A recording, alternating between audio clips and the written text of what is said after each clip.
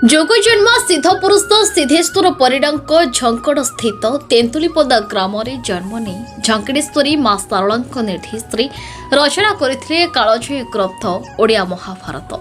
से महामानव श्राद्ध उपलक्षे आदिकवि शारला दास सांस्कृतिक परिषद सभापति बिरजा प्रसन्न परिचय पौरोहित्य शारला दास समाधिपीठ तेंतुलीपदा स्थित मुनिगोषी मठ परिसर में 2 दिवसीय श्राद्ध संवत्सरिक सारस्वत सम्मेलन आयोजित होता। यह कार्यक्रम प्रथम दिवस मुख्य अतिथि थिले स्थानीय सरपंच सरोजिनी परिचा एवं अनुष्ठान संपादक चित्तरंजन परिचा संपादकीय पाठ करथिले।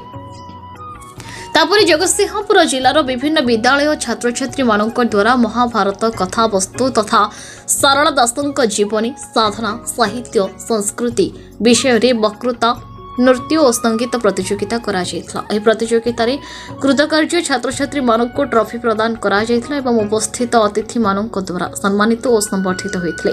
प्रतिवर्ष माघ मास सप्तमी तिथि रे सुद्रमुनि शारला दासଙ୍କ श्राद्ध दिवस अवसर रे साहित्य आसर एवं सांस्कृतिक कार्यक्रम अनुष्ठित होइथाय। ए वर्ष मध्य मां बाणेश्वरी ऑपेरा माध्यम रे आसंता 18/2/2024 तारिख रु 21/2/2024 तारिख पर्यंत नाटक मंचस्थ करा जिबाको स्थिर होइछि।